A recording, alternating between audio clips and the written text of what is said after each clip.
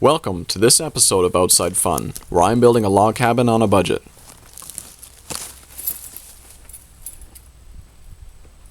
This video series is not meant to be instructional. It is, however, an invitation to view my journey as I strive to build a log cabin on a budget. Working with sharp tools, felling trees, building log cabins, etc. is inherently dangerous work, which is why they should not be attempted without the proper training, safety precautions, and full knowledge of the associated risks. Enjoy. Sincerely, The Outsider.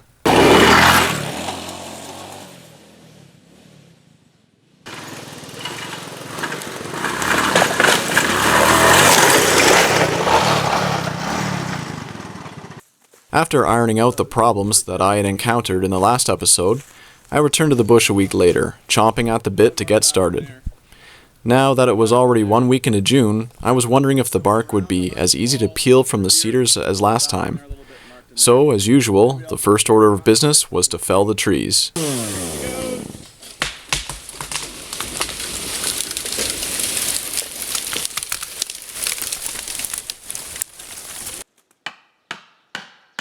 I knew it was going to be a good day when the first 2 trees that I cut fell right to the ground without getting hung up.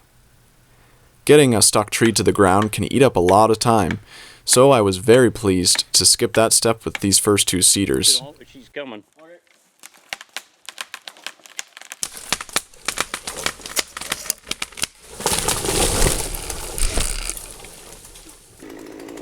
Next came the limbing.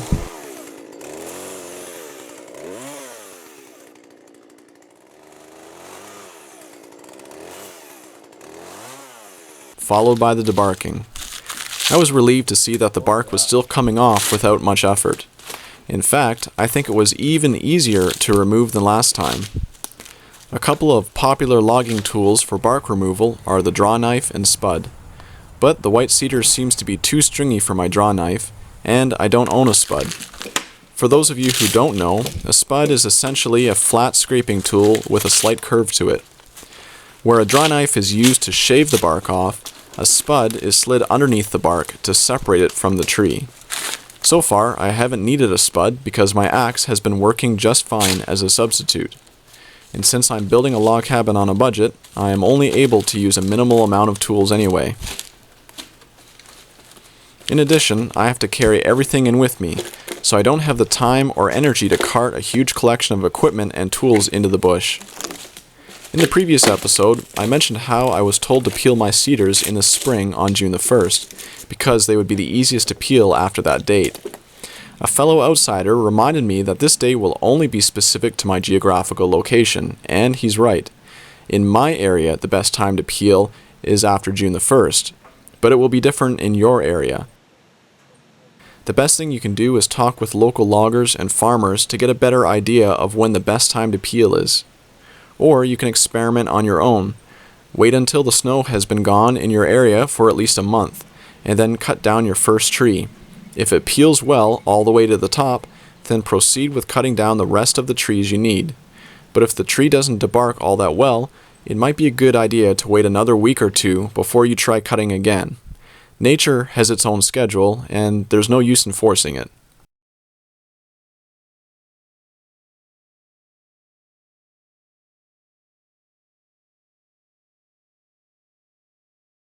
The rest of the trees that I dropped got hung up in the dense canopy and needed to be coaxed to the ground.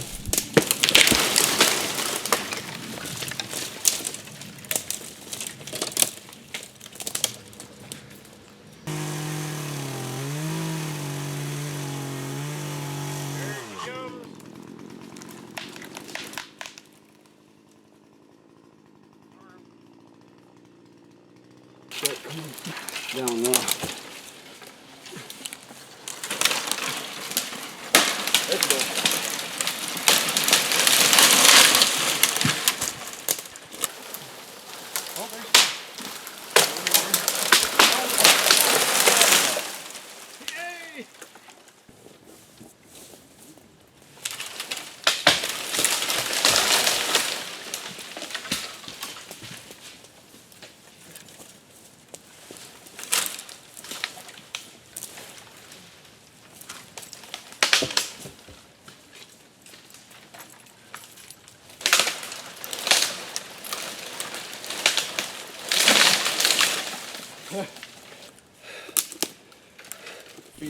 As we debarked the next set of trees, my friend was able to remove all the bark on the lower section of the tree in almost one single sheet.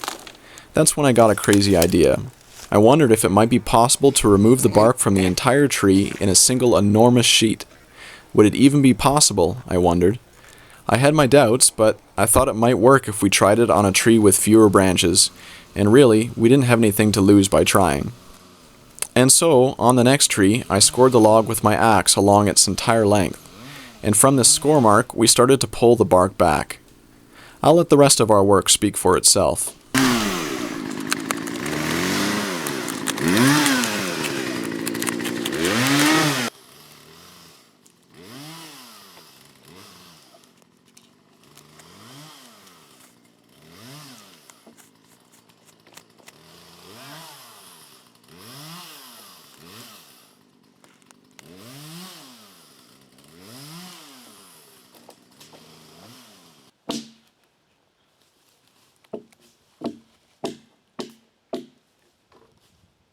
Trying to take this whole thing off on one big sheet.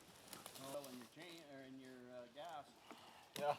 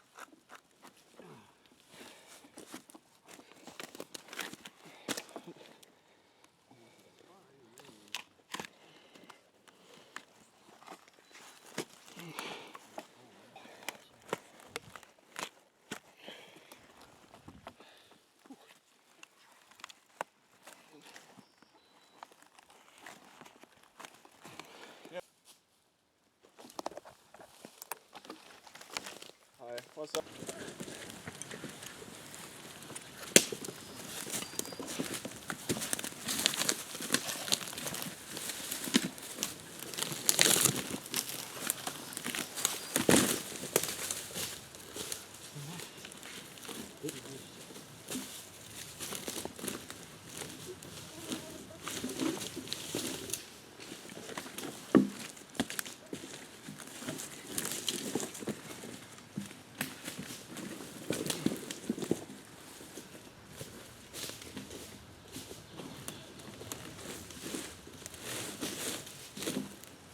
There you go.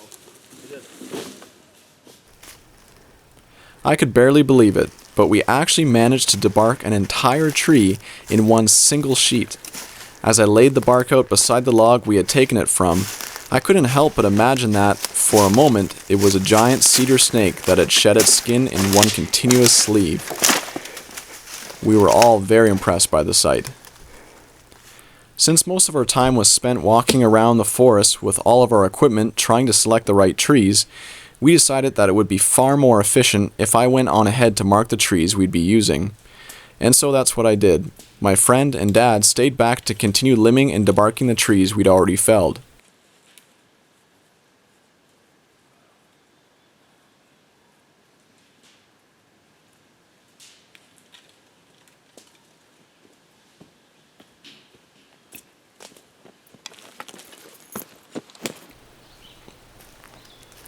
Finding the perfect tree isn't always as easy as it sounds. The perfect tree is tall, completely straight, is absent of imperfections in the trunk, has little taper, and the fewer the branches the better. Cedar, on the other hand, isn't known for being particularly tall, often isn't the straightest, is commonly crooked in the trunk, tapers quickly, and is very branchy. Yes, sometimes finding the perfect cedar is an oxymoron. However, they are out there.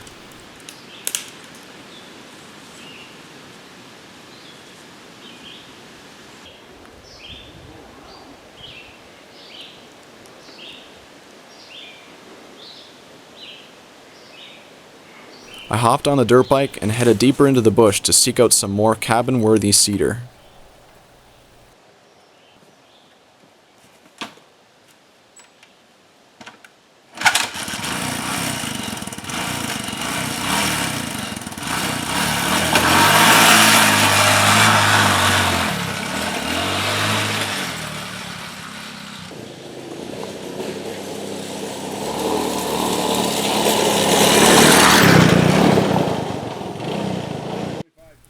After marking about a dozen trees, I headed back and rejoined the crew. You want to limb that one first, or you want to?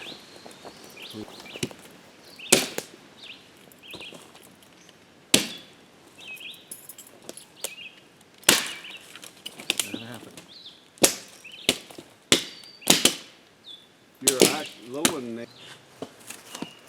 And to prove that it wasn't just a fluke, we removed the bark from the next tree in one big sheet as well.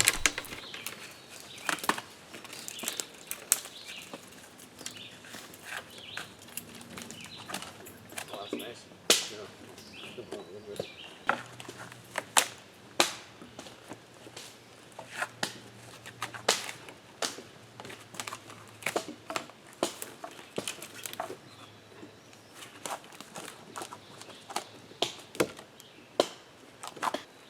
Mom said that the floor of it was gravel of this cabin. I didn't catch that, but she must have.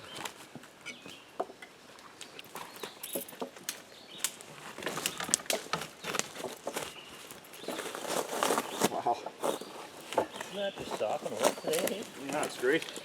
It's almost too easy. I don't know if I'd say that, but easy enough.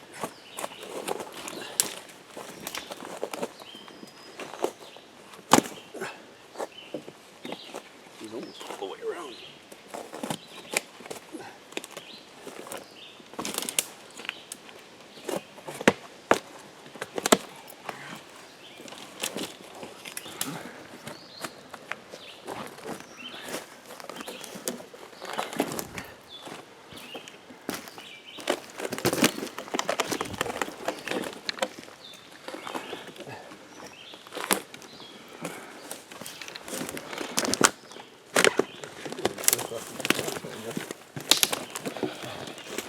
Yeah, I think she's up. Just a little bit ready. She's right in the end here, maybe. I think we can just... It's incredible how much easier we can make things on ourselves with a little knowledge. She never slide.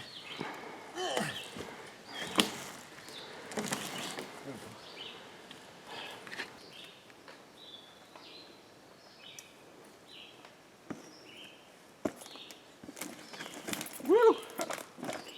Watch this.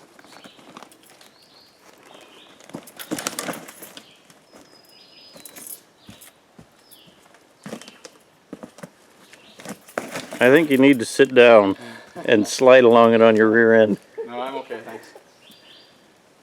I wonder if we could Well, like see the reflection on it. Yeah, actually see that. Oh, and look at your hand. Yeah, it's soaking wet. It is just sopping wet. Tons of sap. Yeah. That is slippery. Wow. It is this slippery layer of sap that allows us to remove the bark so easily. It's nice that the cedar sap doesn't leave too much of a residue on our hands or tools at the end of the day, whereas when I worked with pine trees on the last cabin, the sap would stick to everything within minutes of getting started.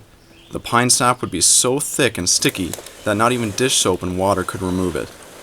So although pine trees are taller, straighter, with less taper and fewer branches, I really do like working with cedar much better.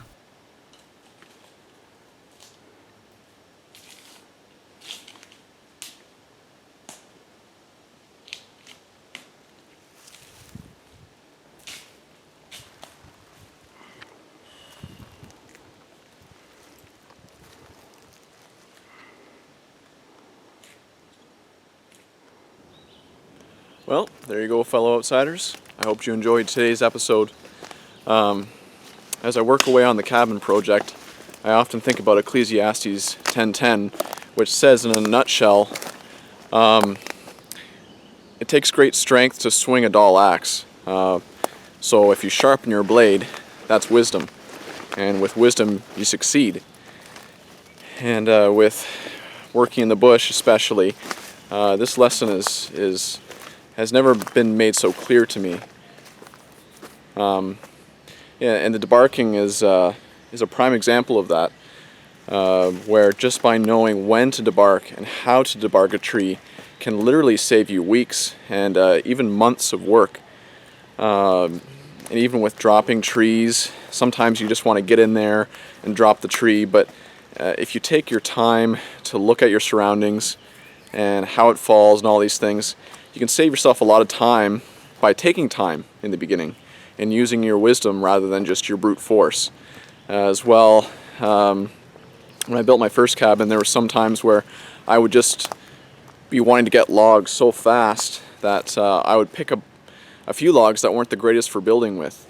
And so I'd try and put them into the cabin, and they had a little bit of a crook to them or whatever, and it took me so much longer to try and get this log to fit in the cabin properly, whereas if I had selected the proper tree before and had taken my time, it would have been much quicker to incorporate the log into the cabin without trying to custom fit it. And so that's kind of what I'm learning right now, especially when I'm working in the bush. But not only in building log cabins or working with our hands, this lesson is important, but I think just in life in general, it's a good teaching to live by. The fact that using wisdom can save us a lot of pain and a lot of wasted effort in the end. So anyways, we have about almost half the logs that we need now for the cabin, and so probably within the next episode we're gonna borrow my grandpa's tractor. We'll get it in there and drag the logs to a spot where they can be properly seasoned and prepared to dry out. So anyways, thank you again for watching, really appreciate it, and it's gonna be a good summer. So anyways, I'm the outsider saying keep your axe sharp.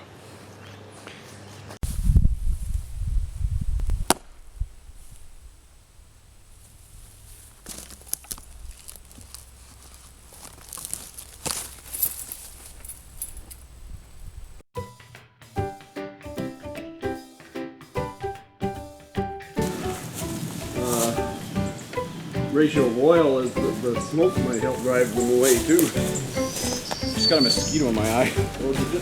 Alright. Can you see it? Is it out? I think it's gone now. You got it? I don't know. You see things hanging off my eye? You look fine. Yeah. You look wonderful. I don't know if I'd say wonderful. Oh, that's okay. I'm not offended.